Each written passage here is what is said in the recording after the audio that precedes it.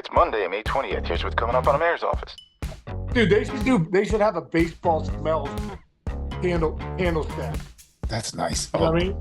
Leather glove leather. Yeah, leather glove, little pine tar. Pine tar. A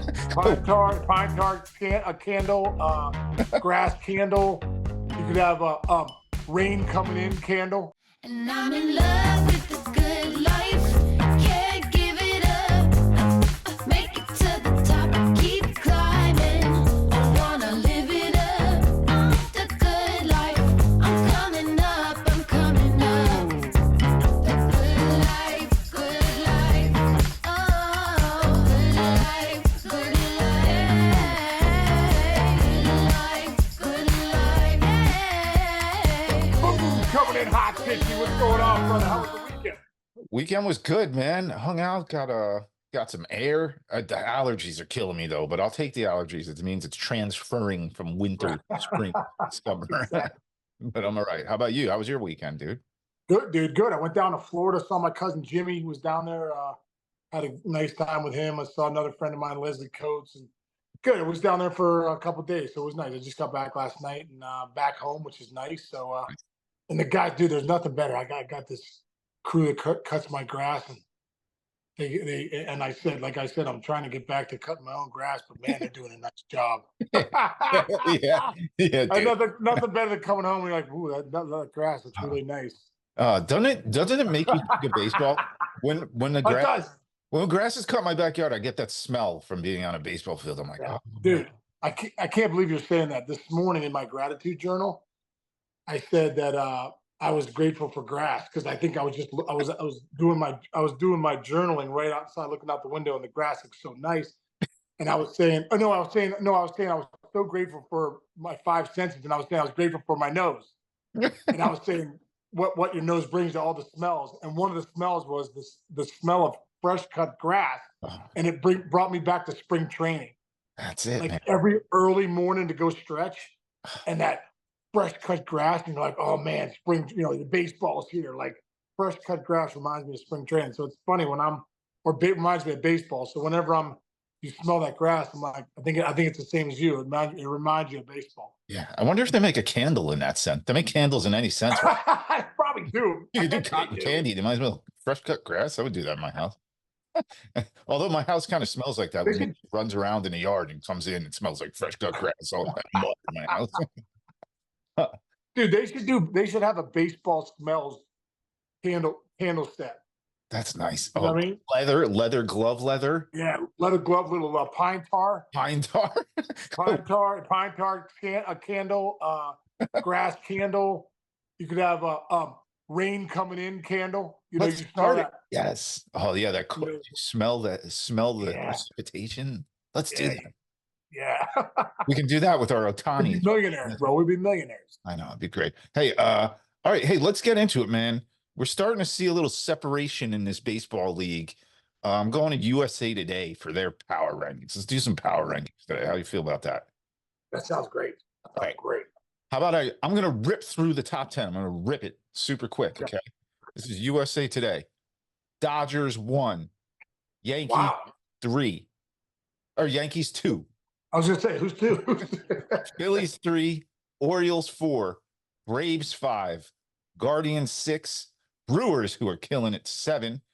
KC 8. Cubs 9. Mariners 10. Mariners are hanging in there. First initial thoughts when you hear that list.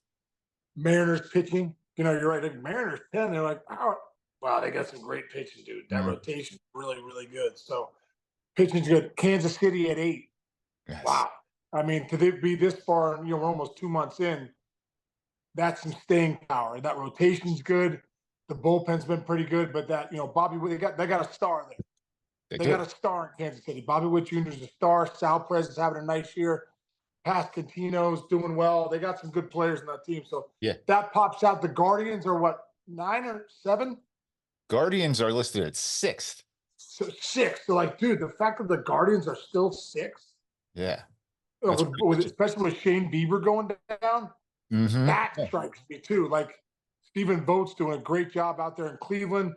Yeah, Josh Naylor's having a great year with Ramirez. Yeah, and with those two teams, Kansas City Kansas City, Seth Lugo, consecutive starts with at least 10 strikeouts. For Cleveland, they trail only the Yankees in runs scored among American League teams. So, What? yes, Wow. dude. How about And the Yankees Steven are scoring? Kwan's hurt.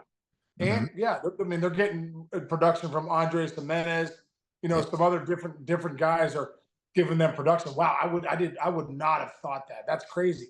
I Yeah. know Clase's been dominant and back end of the pen. Cleveland's had one of the best pens all year, Mhm. so that's been huge too. So Yeah. I'll give those you guys, those surprise me. Yeah, I'll give you a couple other stats to where teams are right now. Going back to the Orioles, they were 2, they dropped down to 4. Gunnar Henderson, 5 leadoff home runs, halfway to Yeah, break. and has 15, right? Leads the MLB with 15. Yep, there you go. How about this? Braves scuffled a little. Braves were number 2 on USA Today's list last week. 2 3-game losing streaks this month. But hey, they do have Sale. But they're up and down. They're getting banged up here and there. But go ahead. Well, I mean, did you ever think at the end of May, you just talked about the Braves, and the one comment you say is, "Yeah, but they have Sale."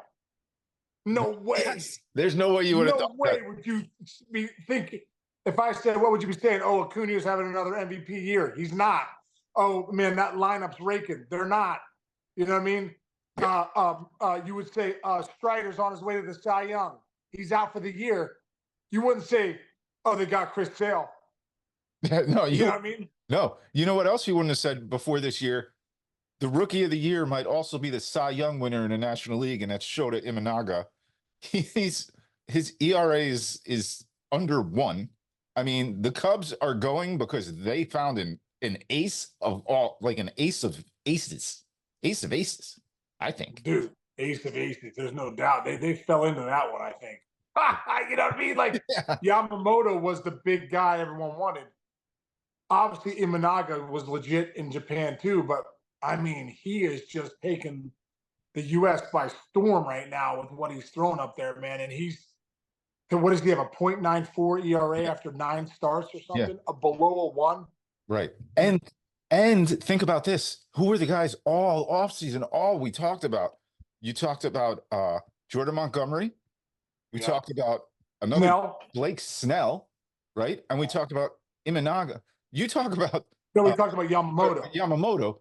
Imanaga's saving you tons of money, and he's the best. Right now, he's the best. You can't argue it. Pretty awesome. Well, and they're saying his fastball is one of the best pitches in the game. It averages about 92.9, 93. Not even a hard fastball, but it's got good ride on it. Yeah. It's got great deception on it. Because I really believe that split finger is the equalizer. Yeah. And then more guys are throwing that split. We talked about Paul Skeens having that splinker, the split finger and the sinker. Well, dude, I mean, now guys are throwing the split. Gosman gets away with not having the best year so far, but Gosman's one of the nastiest pitchers in the game. Basically throws fastball split. Right. Yeah. Let's go to the top 3. Okay. You got Dodgers, Yankees, Phillies. I mean, all 3 of those teams are pretty dominant. Walker Buehler's dealing for the Dodgers.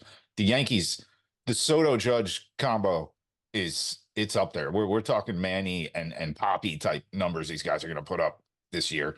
And Philly just keeps doing what they're doing. They struggled a little bit, but this is what they're doing. They're beating the crap out of the Mets. They're beating the crap out of the Nationals, and they're beating the crap out of Miami. They're 9-3 against those teams. You got to beat those teams if you want to be the best in the division, and they're doing that. So, of those 3 teams, who are you inspired up? Well, hey, listen. Obviously, big payroll teams. So let's get that out there first.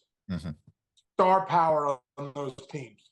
So you talk about at the top, you got Ohtani, Freeman, and Betts. I mean, absolute star power there. 3 of the best players in the game, Dodgers. You go to the Yankees. You got Judge, you got Soto, and I believe you got Stanton now. Again. Yes, I love it. Star power. Rizzo, star power. And that rotation, Carlos Rodon, the way he's pitching, the way Stroman's been pitching, the way Clark Schmidt's pitching might be the best in that rotation. The way Heel's been pitching. Holy crap. Heel. I mean, struck out 14 on Saturday, incredible what he's doing. And they don't even have Garrett Cole yet. So star power on the Yankees with that bullpen and Clay Holmes as a 0 ERA, still, I believe. And then you go to the Phillies, Wheeler might be the best pitcher in baseball. Arguably, he's in the conversation. You know, Nola, Ranger Suarez is absolutely filthy in that rotation too. Taijuan Walker's back. Obviously, he's a good 4-5. But you talk about star power. Bryce Harper's doing his thing. Alec Boehm's having a huge year. You know, then you got, you know, Schwarber at the top. Real Muto. I mean, Trey Turner's hurt. They're doing this without Trey Turner. Yes. You know, so you look at the top 3 teams in that at the power rankings. I get it. Star power. You got it. Star power, high payroll. That's what stars do. Look at you. Good point, man. You're locked in today. That's good. All right. One team that will not be towards the top of the power rankings right now, or probably for the rest of the season, are your Cincinnati Reds. Struggling big time. But again, they have these guys. You mentioned a great point the other day. They're missing their second baseman, who's also maybe they're missing McLean. Yeah. McLean, who's maybe they're glue. They're glue guy, as they say. Let's go into one thing though, that there is a race that you got to pay attention to that team for. Elly De La Cruz has 30 stolen bases. My question I pose to you: can he do the Rickey Henderson 100 stolen base season this year? That's a great question. Yes, he can. Yes, he can. What goes through my mind though, Chinch, is how amazing Rickey was. Because what did Rickey steal the 1 year? It was like 124 bags, or I'll give you a couple numbers. He stole 100 1 year. He stole a 130, 108 1 year, and he had a crappy year with the Yankees. He only stole 93 bases and 77 in bats. Right. So think about that. We're like, hey, can Elly steal 100? Rickey stole 130 the 1 year. Don't forget the bases are 3 inches bigger on each side. So when Elly De La Cruz steals, he got 6 inches to play with. Imagine if Rickey Henderson had 6 inches to play with. He just stole 200 bases a year.